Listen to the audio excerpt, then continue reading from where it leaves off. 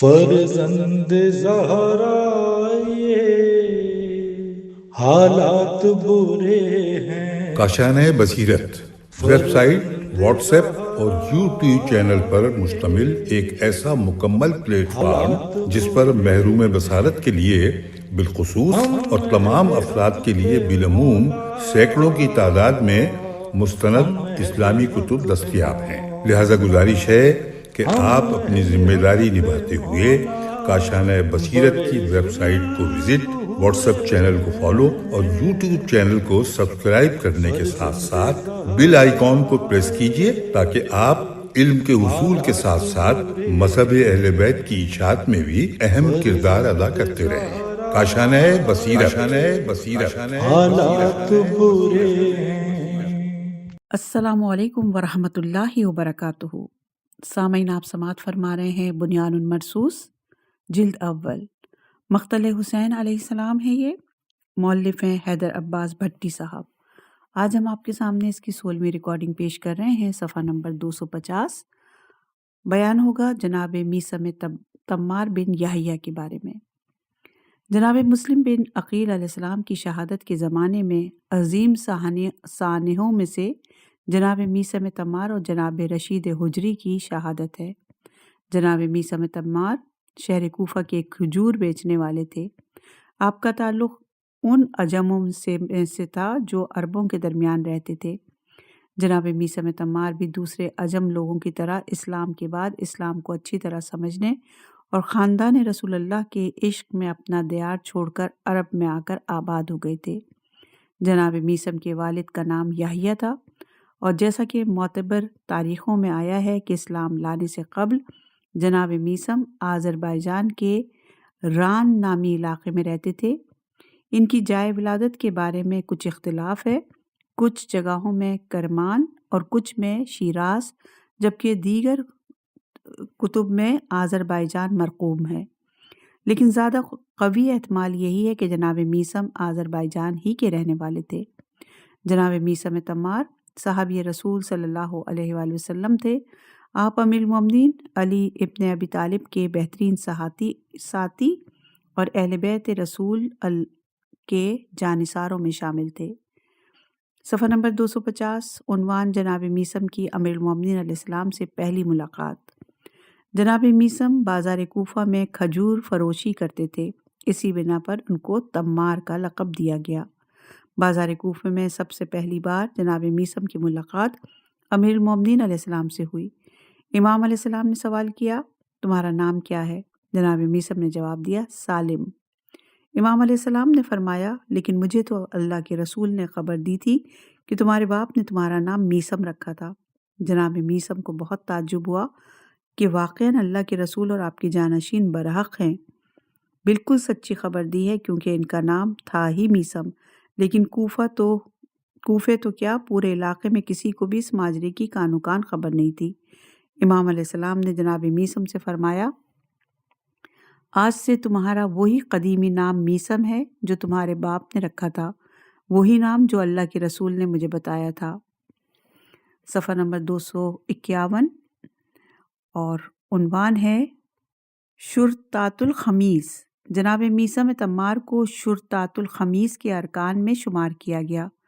شرطات الخمیس کے اراکین وہ بہادر اور جانثار افراد تھے جنہوں نے امیر المومنین علی ابن ابی طالب کے ساتھ عہد کیا تھا کہ وہ جنگوں میں جان کی بازی لگانے تک آپ علیہ السلام کا ساتھ دیں گے۔ اور یہ روایت ہے کتاب رجال برقی صفحہ نمبر 3 اور 4 اور الاختصاص صفحہ نمبر 2 اور 3 پر۔ ان افراد میں جناب مقداد، جناب عمار، جناب ابو سنان انصاری، جناب ابو عمرو انصاری، جناب سہل بن حنیف، جناب عثمان بن حنیف، جناب حبیب ابن مظاہر اسدی، جناب محمد بن ابی بکر، جناب اسبق بن نباتہ، جناب سلیم بن قیس، جناب سعد بن حارث، جناب جابر بن عبداللہ انصاری، جناب عبداللہ بن یحییٰ خضرمی، جناب میثم تمار اور جناب رشید حجری تھے۔ صفحہ نمبر 251 ہی ہے اور عنوان ہے جناب میثم مفسر قرآن۔ ابن ابی الحدید اس سلسلے میں لکھتے ہیں کہ امام علی علیہ السلام نے بہت سے علوم جناب میثم کو سکھائے اور انہیں اسرار سے واقف کیا۔ امام علی علیہ السلام اور جناب میثم کے درمیان جو اخلاص و محبت تھی، اس سے ان دو کے درمیان مودت اور محبت کے رابطے کا اندازہ لگایا جا سکتا ہے۔ امام علی علیہ السلام جناب میثم کی دکان پر جاتے تھے اور وہاں پر ان سے گفتگو کرتے تھے، انہیں قرآن مجید اور دینی معارف کا درس دیتے تھے۔ ایک بار جناب میثم مدینہ تشریف لے گئے۔ آپ نے ابن عباس جیسے مفسر قرآن سے کہا، تفسیر کا جو کچھ پوچھنا چاہو مجھ سے پوچھ لو۔ تو جناب ابن عباس نے قلم اور کاغذ منگایا اور جناب میثم کے بیانات کو قلم بند کیا، اور یہ روایت ہے سفینۃ البحار جلد نمبر 2 صفحہ نمبر 524 پر۔ صفحہ نمبر 251 ہے اور عنوان ہے جناب میثم کا علم غیب۔ جناب میثم کو ماضی کی طرح حال اور مستقبل کا بھی علم تھا۔ جناب میثم نے معاویہ کی موت کی پیشن گوئی کی۔ صالح بن میثم سے روایت ہے کہ ابو خالد تمار کا بیان ہے کہ ہم جناب میثم کے ساتھ کشتی کا سفر کر رہے تھے کہ اچانک ایک تیز آندھی آئی، تو جناب میثم نے اطراف پر نظر کرتے ہوئے فرمایا، ابھی ابھی حاکم شام دنیا سے گزر گیا۔ اس خبر کی ایک ہفتے بعد شام سے آئے قاصد نے تصدیق کر دی، اور یہ روایت ہے رجال کشی صفحہ نمبر 80 پر۔ انہوں نے مکہ کے جبلہ نامی خاتون کو امام حسین علیہ السلام کی شہادت کی خبر دی۔ جناب میثم نے فرمایا، خدا کی قسم یہ امت 10 محرم کو رسول اللہ صلی اللہ علیہ وآلہ وسلم کے نواسے کو شہید کرے گی اور اس دن خوشی منائے گی، اور یہ واقعہ ضرور رونما ہوگا۔ جب سورج کو خون آلود پانا تو سمجھ لینا کہ امام حسین علیہ السلام شہید ہو گئے ہیں، اور یہ روایت بحار الانوار جلد نمبر 5 اور جلد نمبر 4 صفحہ نمبر 202 پر ہے۔ انہوں نے پیشگوئی کی تھی کہ اپنے قبیلے کے سربراہ کے ہاتھوں گرفتار ہوں گے اور ابن زیاد ملعون کے حکم سے مارے جائیں گے۔ نیز انہوں نے پیشنگوئی کی تھی کہ جناب مختار بن عبید اللہ ثقفی قید خانے سے رہا ہوں گے۔ ان خصوصیات کی بنا پر جناب میثم تمار کو امام علی علیہ السلام کے برگزیدہ اصحاب اور جلیل القدر دوستوں اور حواریوں کے زمرے میں شمار کیا جاتا ہے۔ یہ روایت ابن ندیم صفحہ نمبر 223، الفراست توسی صفحہ نمبر 150، رجال کشی صفحہ نمبر 9، الاختصاص صفحہ نمبر 3، آقائے بزرگ تہرانی جلد نمبر 2 صفحہ نمبر 18 اور 164 پر موجود ہے۔ صفحہ نمبر 252 عنوان ہے امیر المومنین علیہ السلام اور دکان جناب میثم۔ یہ وہ زمانہ تھا جب امیر المومنین امام علی علیہ السلام اسلامی مملکت کے حاکم تھے۔ روایات کی روشنی میں آج کے 50 سے زیادہ ممالک یعنی تقریباً نصف دنیا پر آپ کی حکومت تھی اور کوفہ دارالحکومت تھا۔ نہ مورخین نے لکھا اور نہ تاریخ میں ملتا ہے کہ امیر المومنین علی ابن ابی طالب کسی کی دکان پر جا کر بیٹھتے ہوں سوائے جناب میثم کی دکان کے۔ واقعہ مشہور ہے کہ ایک دن جناب میثم کے بجائے امیر المومنین امام علی علیہ السلام دکان پر تشریف فرماتے تو ایک شخص کھجور خریدنے آیا۔ اس نے کھجور لی اور سکہ رکھ کر چلا گیا۔ جب جناب میثم آئے تو امیر المومنین علیہ السلام نے ان کو اطلاع دی۔ سکہ دیکھ کر انہوں نے عرض کیا، مولا یہ سکہ تو کھوٹا ہے۔ امیر المومنین علی علیہ السلام نے فرمایا، صبر کرو۔ تھوڑی دیر بعد وہی شخص واپس آیا اور بولا، یہ کھجور خراب ہے۔ امیر المومنین نے فرمایا، یہ تمہارا ہی سکہ ہے، یعنی جیسی قیمت ویسا سامان۔ صفحہ نمبر یہ روایت سفینۃ البحار جلد نمبر 2 صفحہ نمبر 525 اور بحار الانوار جلد نمبر 41 صفحہ نمبر 26 پر ہے۔ صفحہ نمبر 252 عنوان ہے امیر المومنین علیہ السلام کے اشعار اور جناب میثم۔ جناب میثم سے ایک روایت نقل ہے کہ آپ فرماتے ہیں، ایک رات میں امیر المومنین علیہ السلام کے ہمراہ تھا۔ ہم دونوں کوفے سے باہر آئے۔ سب سے پہلے امیر المومنین علیہ السلام نے مسجد جوفہ میں 4 رکعت نماز پڑھی اور بارگاہ الہی میں راز و نیاز کیا۔ جب دعا ختم ہوئی تو پیشانی کو سجدے میں رکھ کر 100 مرتبہ العفو کہا اور اس کے بعد مسجد سے باہر آئے۔ میں ان کے ہمراہ تھا۔ تھوڑی سی راہ طے کرنے کے بعد امیر المومنین علیہ السلام نے زمین پر ایک لکیر کھینچی اور فرمایا اس لکیر سے آگے نہ بڑھنا، اور خود چلے گئے۔ میں ڈر گیا کہ کہیں دشمن امیر المومنین علیہ السلام کو کوئی نقصان نہ پہنچائے۔ میں ان کے پیچھے پیچھے چلتا گیا تو کیا دیکھتا ہوں کہ امیر المومنین علیہ السلام اپنے سر کو کمر تک ایک چاہ میں ڈال کر مناجات پڑھ رہے ہیں۔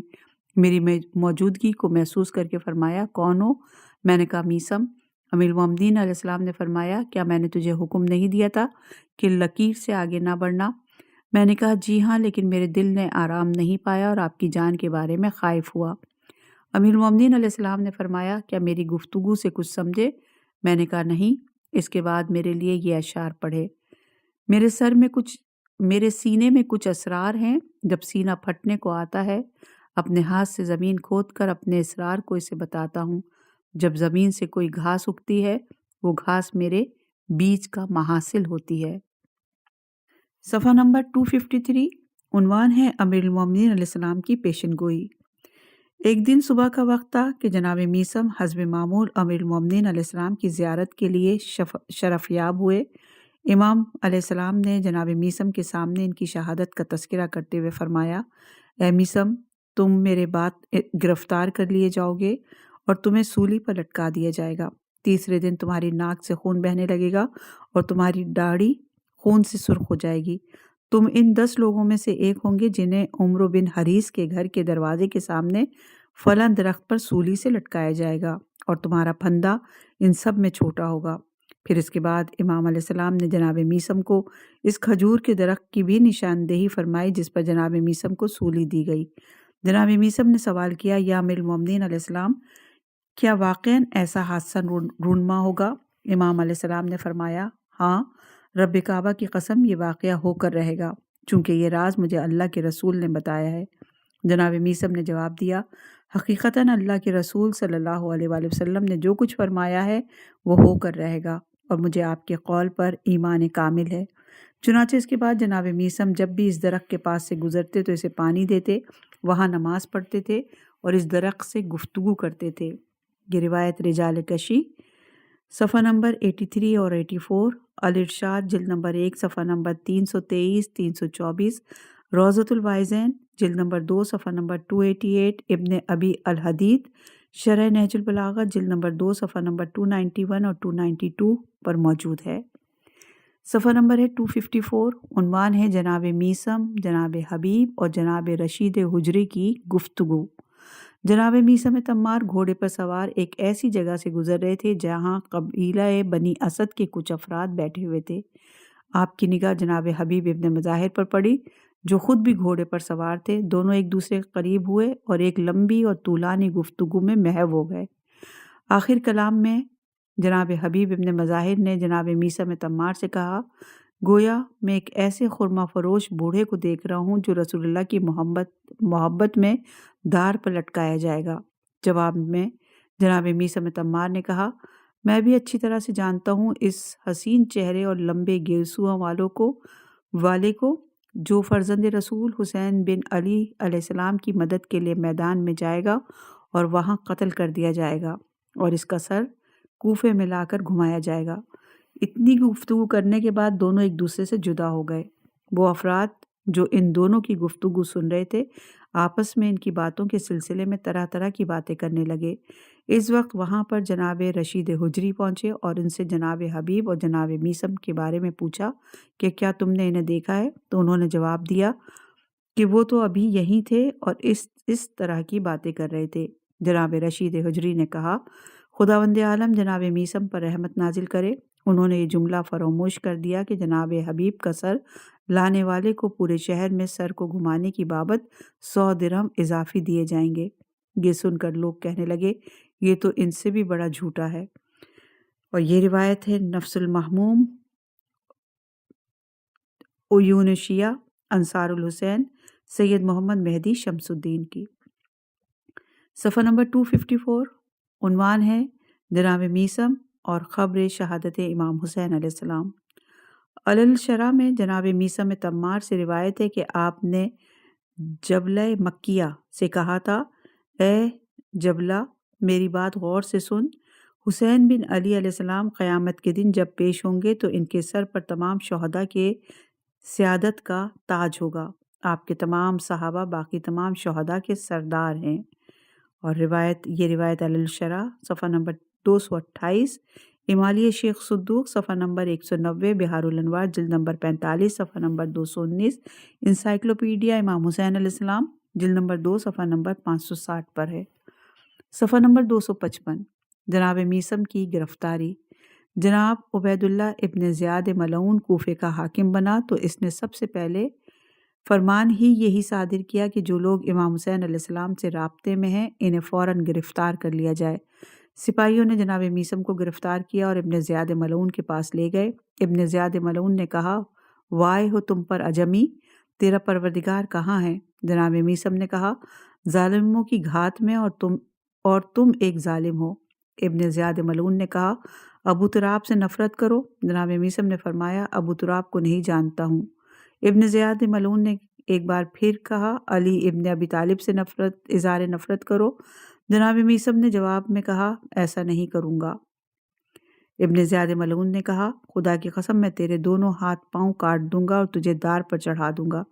جناب میثم نے جواب میں کہا، اس دن کی میرے مولا نے مجھے خبر دی ہے۔ ابن زیاد ملعون نے پوچھا، تیرے مولا نے اور کیا کہا؟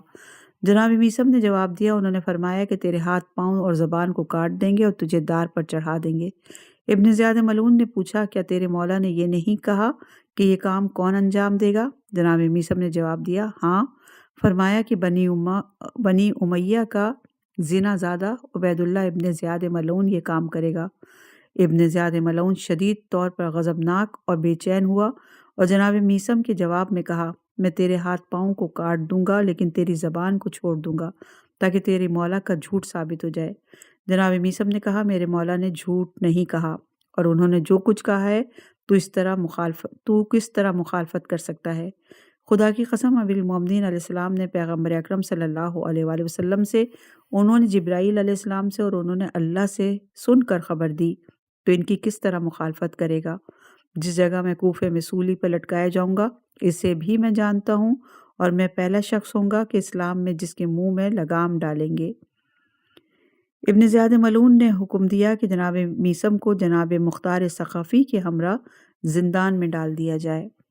صفحہ نمبر 255، عنوان ہے جناب میثم اور جناب مختار قید خانے میں۔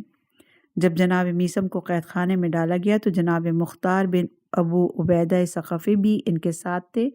جناب میثم نے ان سے کہا، تم اس شخص کے چنگل سے نکل جاؤ اور امام حسین علیہ السلام کے خون کا بدلہ لینے کے لیے قیام کرو، اور ہمیں قتل کرنے والوں کو تم قتل کرو گے۔ صفحہ نمبر 256، عنوان جناب میثم کی شہادت۔ ابن زیاد ملعون نے جناب میثم کو دربار بلایا تاکہ انہیں سولی پر لٹکائیں۔ وہ زندان سے باہر آئے تو ایک شخص سے ان کا آمنا سامنا ہوا۔ اس نے کہا، کیا ضرورت پڑی ہے اس قسم کے رنج اور تکالیف کو جھیلنے کی؟ جناب میثم اس بات سے مسکرائے اور کھجور کے درخت کی طرف اشارہ کرتے ہوئے فرمایا، میں اس کے لیے پیدا کیا گیا ہوں اور اس کی پرورش میرے لیے ہوئی ہے۔ جب انہیں سولی پر لٹکایا گیا تو لوگ ان کے پاس عمرو بن حریث کے گھر کے دروازے پر جمع ہو گئے۔ اس وقت عمرو نے کہا، خدا کی قسم یہ شخص کہتا تھا کہ میں تمہارا ہمسایہ ہونے والا ہوں۔ جب سولی کھڑی کی گئی تو اس کے حکم پر اس کی کنیز نے سولی کے نیچے جھاڑو دیا، پانی کا چھڑکاؤ کیا اور دھونی دی۔ جناب میثم نے سولی کے اوپر امیر المومنین علی ابن ابی طالب اور بنی ہاشم کے فضائل بیان کرنے شروع کیے۔ ابن زیاد ملعون کو خبر دی گئی کہ اس غلام نے تمہیں رسوا اور ذلیل کر دیا ہے۔ ابن زیاد ملعون نے کہا، اس کے منہ میں لگام دی جائے۔ جناب میثم اسلام میں پہلے شخص تھے جن کے منہ میں لگام چڑھائی گئی۔ 2 دن تک جناب میثم کو سولی پر لٹکائے رکھا۔ جب تک تیسرا دن ہوا تو ان کے بدن میں پتھر اور نیزہ گھونپا گیا، اور یہ روایت نفس المہموم میں۔ جناب میثم نے تکبیر بلند کی۔ دن کے آخری حصے میں ان کے منہ اور ناک سے خون جاری ہوا۔ آخرکار آپ نے جام شہادت نوش فرمایا۔ اور یہ روایت ہے الارشاد نفس المہموم رجال کشی، الارشاد جلد نمبر 1 صفحہ نمبر 325، ابن ابی الحدیث شرح نہج البلاغہ جلد نمبر 2 صفحہ نمبر 293 294 پر۔ آپ کی شہادت امام حسین علیہ السلام کے عراق پہنچنے سے 10 دن پہلے ہوئی، جو 22 ذی الحجہ بنتی ہے۔ اس سے اندازہ لگایا جا سکتا ہے کہ آپ کو 20 ذی الحج کو سولی پر لٹکایا گیا تھا۔ صفحہ نمبر 256، عنوان جناب میثم کا مدفن۔ تیسرے دن کھجوریں بیچنے والوں میں سے 7 افراد نے اجتماع کیا۔ وہ اس منظر کو برداشت نہ کر سکے کہ شہید میثم بدستور دار پر رہیں۔ انہوں نے آپس میں عہد و پیمان کیا کہ شہید کے جنازے کو اٹھا کر سپرد خاک کریں۔ انہوں نے جست اور دار کی حفاظت میں مقرر کیے گئے مامورین کو غافل کرنے کی ایک تدبیر سوچی اور نقشے کو اس صورت میں عملی جامہ پہنایا کہ رات کی تاریکی میں اس جگہ کے قریب آگ جلا دی اور کچھ لوگ اس آگ کے پاس کھڑے رہے۔ محافظ گرمی سے استفادہ کرنے کے لیے اس آگ کی طرف آئے، جبکہ شہید کے دوستوں میں سے چند افراد جناب میثم کے جسد مقدس کو نجات دلانے کے لیے آگ سے دور بیٹھے ہوئے تھے۔ جب مامورین آگ کی روشنی میں کھڑے تھے تو ان کی آنکھیں تاریکی میں واقع دار کے منظر کو نہیں دیکھ سکتی تھیں۔ شہید کے دوستوں میں سے چند افراد نے اپنے آپ کو جسد کے پاس پہنچایا اور اسے دار سے اتار کر اس جگہ کی دوسری طرف ایک خشک شدہ تالاب میں سپرد خاک کیا۔ صبح ہوئی تو مامورین نے جنازے کو دار پر نہیں پایا۔ ابن زیاد ملعون کو خبر پہنچی۔ وہ ملعون جانتا تھا کہ جناب میثم کا مدفن علی علیہ السلام کی شیعوں کے لیے مرکز بن جائے گا، اس لیے مامورین کی ایک بڑی جماعت کو جناب میثم کا جنازہ تلاش کرنے کے لیے وسیع پیمانے پر تفتیش اور جستجو کرنے کا حکم دیا، لیکن بڑی تلاش اور کوشش کے باوجود انہیں جنازے کا کہیں سراغ نہ ملا۔ اور یہ روایت رجال کشی صفحہ نمبر 83 اور نفس المحموم میں۔ صفحہ نمبر 257، عنوان ہے جناب میثم کی اولاد۔ جناب میثم کے 6 بیٹے تھے جن کے نام صالح، شعیب، عمران، حمزہ، علی اور محمد تھے۔ انہوں نے اہل بیت علیہ السلام کی ولایت اور مصاحبیت اور ان کی روایات اور احادیث کے ساتھ پرورش پائی۔ ان کے فرزند بھی ائمہ طاہرین علیہ السلام کے اصحاب اور راویوں کے زمرے میں شمار ہوتے ہیں۔ جناب شعیب بن میثم امام جعفر صادق علیہ السلام کے صحابی تھے۔ جناب صالح بن میثم امام محمد باقر علیہ السلام اور امام جعفر صادق علیہ السلام کے صحابی تھے۔ ان سے امام محمد باقر علیہ السلام نے فرمایا، مجھے تم لوگوں سے اور تمہارے والد سے محبت ہے۔ یہاں یہ نکتہ قابل غور ہے کہ خود جن کی محبت اجر رسالت ہو وہ جناب میثم اور ان کی اولاد سے اظہار محبت فرما رہے ہیں۔ اسی طرح جناب عمران بن میثم حضرت امام زین العابدین علیہ السلام، امام محمد باقر علیہ السلام اور امام جعفر صادق علیہ السلام کے صحابی تھے۔ ان کی اولاد سے جناب علی بن اسماعیل بن شعیب بن میثم تھے، جو عظیم متکلمین اور کلامی کتب کے اولین مؤلفین میں شمار ہوتے تھے۔ صفحہ نمبر ہے 258، عنوان ہے دیگر شہدائے کوفہ۔ نمبر 4 ہیں جناب عباس بن جعدہ۔ حدائق الوردیہ میں حمید بن احمد کہتے ہیں کہ جناب عباس بن جعدہ بن حبیرہ بن مخزوم بن عبد المطلب امیر المومنین علیہ السلام کے شیعوں میں سے تھے۔ آپ کے والد جناب جعدہ بن حبیرہ بن مخزوم امیر المومنین علیہ السلام کے بھانجے تھے۔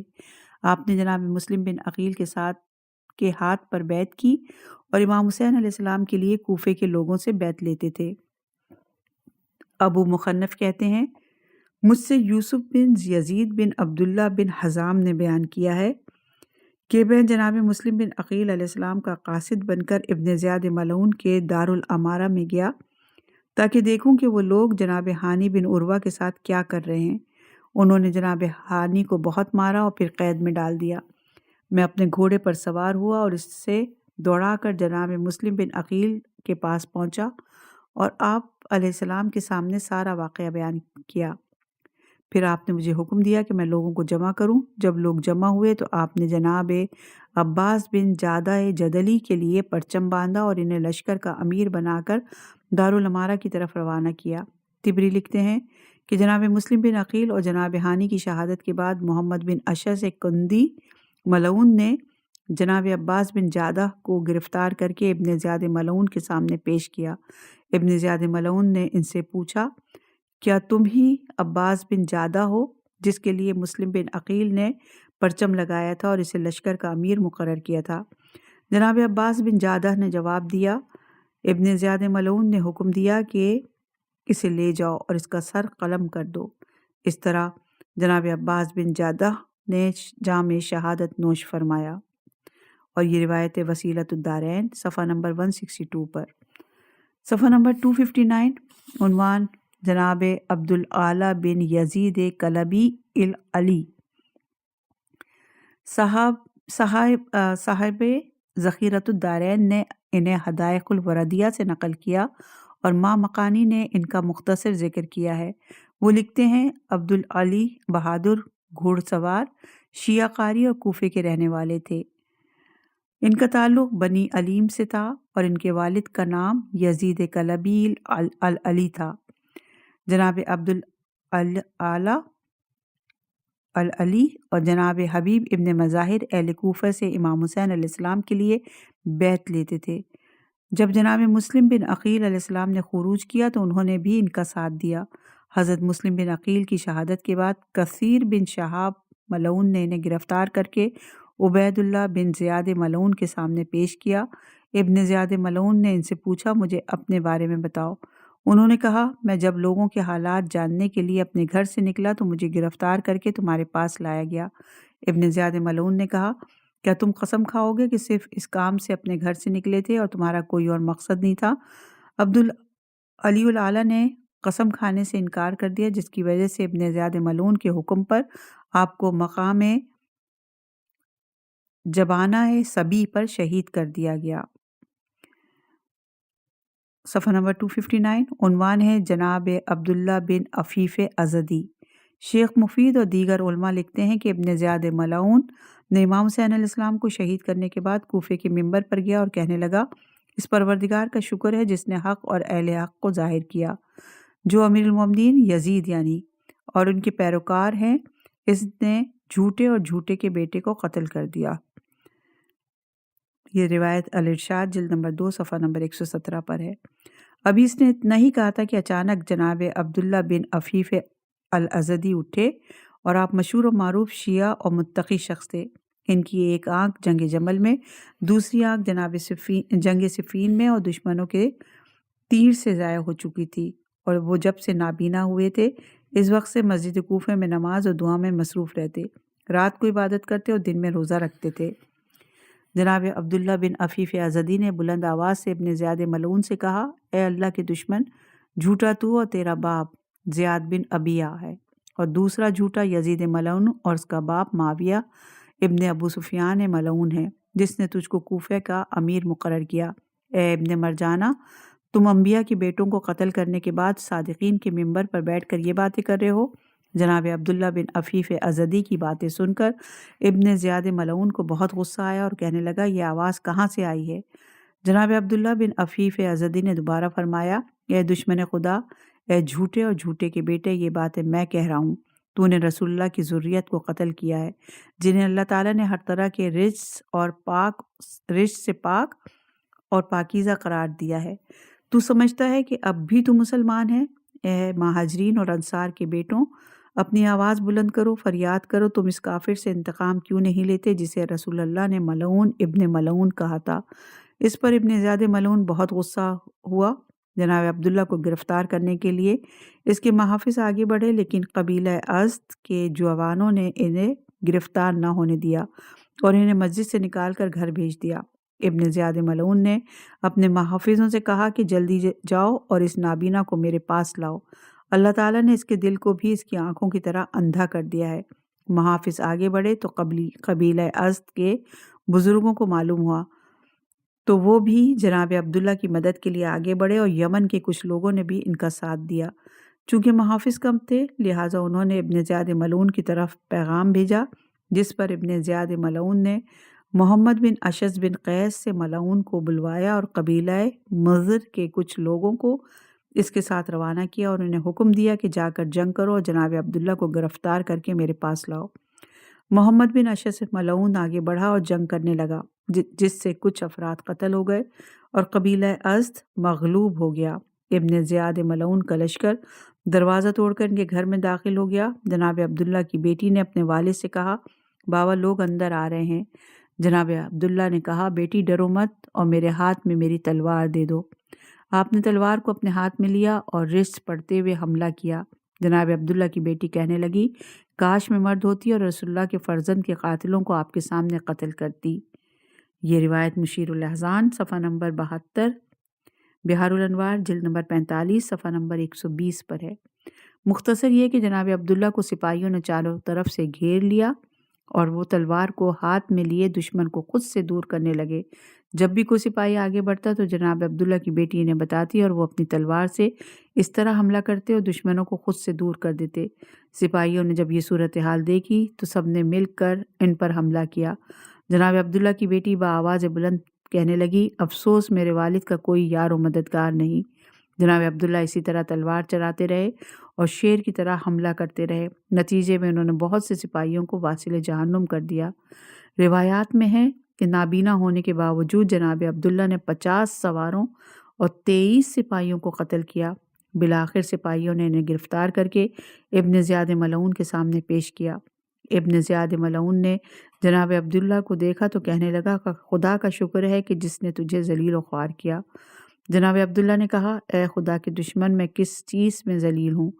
خدا کی قسم اگر میں نابینا نہ ہوتا تو تیرے لیے دنیا کو تاریک کر دیتا۔ ابن زیاد ملعون نے انہیں قتل کرنے کے لیے بہت سوچا، پھر کہنے لگا، تم عثمان کے بارے میں کیا کہتے ہو؟ وہ جانتا تھا کہ جناب عبداللہ علی علیہ السلام کی شیعہ ہیں، ان کے بارے میں برے الفاظ استعمال کریں گے، اس طرح اس کے لیے ایک سبب ہوگا اور وہ ان کے قتل میں کوئی اسے ملامت نہیں کرے گا۔ لیکن جناب عبداللہ نے ابن زیاد ملعون کو برا کہا اور پھر کہنے لگے، اے مرجانہ کے بیٹے، عثمان کے ساتھ تیرا کیا رشتہ؟ وہ اچھے تھے یا برے؟ اللہ تعالیٰ اپنی مخلوق کا خود ولی ہے اور ان کے اور عثمان کے درمیان عادلانہ فیصلہ کرے گا۔ اگر پوچھنا چاہتے ہو تو اپنے باپ یزید ملعون اور یزید کے باپ کے بارے میں پوچھو۔ ابن زیاد اپنے مقصد میں کامیاب نہ ہوا تو کہنے لگا، میں تم سے کوئی سوال نہیں کروں گا بلکہ قتل کر دوں گا۔ جناب عبداللہ نے اسے کہا، میں نے اللہ تعالیٰ سے اس وقت شہادت طلب کی تھی جب تو پیدا ہی نہیں ہوا تھا۔ میں نے بارگاہ الہی میں عرض کیا تھا کہ میں سب سے بڑے ملعون اور سب سے بڑے دشمن کے ہاتھوں قتل ہونا چاہتا ہوں، لیکن جب جنگ جمل اور جنگ صفین کے جہاد میں میری دونوں آنکھیں زائل ہو گئیں تو میں شہادت کی سعادت سے مایوس ہو گیا۔ آج مجھے معلوم ہوا کہ میری دیرینہ دعا قبول ہو گئی ہے۔ اس کے بعد انہوں نے فصاحت و بلاغت پر مبنی 29 اشعار کا ایک قصیدہ پڑھا۔ قصیدہ امام حسین علیہ السلام کی تعریف، بنو امیہ کی مذمت اور انتقام خون حسین علیہ السلام کی ترغیب اور کوفے کے لوگوں کی مذمت پر مشتمل تھا۔ انہوں نے امام حسین علیہ السلام کو اپنے پاس بلایا اور آپ کی مدد نہ کی۔ اشعار ختم ہوئے تو ملعون نے جناب عبداللہ کے قتل کا حکم دیا۔ سپاہیوں نے آپ کو قتل کر کے آپ کے جسم کو سولی پر لٹکا دیا۔ صفحہ نمبر 262، عنوان ہے جناب عبید اللہ بن عمرو الکندی، ما مقانی اپنی رجال، تنقیح المقال جلد نمبر 2 صفحہ نمبر 241 میں لکھتے ہیں کہ سیرت نگاروں کا کہنا ہے کہ عبداللہ بن عمرو امیر المومنین علیہ السلام کی شیعوں میں سے بہت ہی بہادر انسان تھے۔ آپ کوفے کے رہنے والے تھے اور آپ نے جنگ جمل، صفین اور نہروان میں امیر المومنین علیہ السلام کا ساتھ دیا۔ آپ نے کوفے میں جناب مسلم بن عقیل کی بیعت کی اور لوگوں سے امام حسین علیہ السلام کے لیے بیعت لیتے تھے۔ جناب مسلم بن عقیل نے پرچم لگایا اور آپ کو قبیلہ کندہ کا امیر مقرر کیا۔ جناب مسلم کی گرفتاری کے بعد حسین بن نمیر ملعون نے عبید اللہ بن عمرو کو گرفتار کر کے ابن زیاد ملعون کے سامنے پیش کیا۔ وہ ملعون جناب مسلم سے فارغ ہوا تو جناب عبید اللہ بن عمرو الکندی کو اس کے سامنے پیش کیا گیا۔ اس نے ان سے نام پوچھا، تم کون ہو؟ تم ہی قبیلہ کندہ اور ربیہ کے علمدار ہو؟ آپ نے جواب دیا، جی ہاں۔ اس پر ابن زیاد ملعون نے آپ کے قتل کا حکم دیا اور آپ کو شہید کیا گیا۔ اور یہ روایت ہے الامام الحسین و اصحابہ قزوینی جلد نمبر 2 صفحہ نمبر 151 پر۔ صاحب حدائق الوردیہ صفحہ نمبر 122، ذخیرۃ الدارین صفحہ نمبر 284 اور ابو مخنف نے بھی اسی طرح نقل کیا ہے۔ صفحہ نمبر 263، جناب عمارہ بن سلخف ازدی۔ تنقیح المقال، ابصار العین، ذخیرۃ الدارین اور حدائق الوردیہ میں منقول ہے کہ ابو مخنف کہتے ہیں ابن جناب الکلبی نے بیان کیا ہے کہ جناب عمارہ بن سلخب ازدی کوفے کے شیعوں میں سے تھے۔ آپ نے جناب مسلم کے ہاتھ پر بیعت کی تھی۔ جناب مسلم بن عقیل کی گرفتاری کے بعد محمد بن اشعث کندی ملعون محلہ بنو عمارہ کے اطراف میں گشت کر رہا تھا۔ جناب عمارہ بن سلخب اپنا اسلحہ چھپائے گھر سے نکلے تو ابن اشعث ملعون نے آپ کو گرفتار کر کے ابن زیاد ملعون کے سامنے پیش کیا۔ ابن زیاد کے حکم سے آپ کو قید خانے میں بند کیا گیا۔ جناب مسلم کی شہادت کے بعد ابن زیاد نے جناب عمارہ کو اپنے پاس بلایا اور پوچھا تو کون ہے؟ جناب عمارہ نے کہا میں ازدی ہوں۔ ابن زیاد ملعون نے حکم دیا کہ اسے اس کے قبیلے کے سامنے قتل کر دو، پھر انہیں شہید کر دیا گیا۔ یہ روایت مقتل ابی مخنف صفحہ نمبر 103، تاریخ طبری جلد نمبر 5 صفحہ نمبر 379، الامام الحسین و اصحابہ قزوینی جلد نمبر 2 صفحہ نمبر 206 پر یہ موجود ہے۔ یہاں پہ اصحاب مسلم بن عقیل کا تذکرہ ختم ہوا۔ انشاءاللہ کہ اگلی ریکارڈنگ میں نئے ذکر کے ساتھ حاضر ہوں گے۔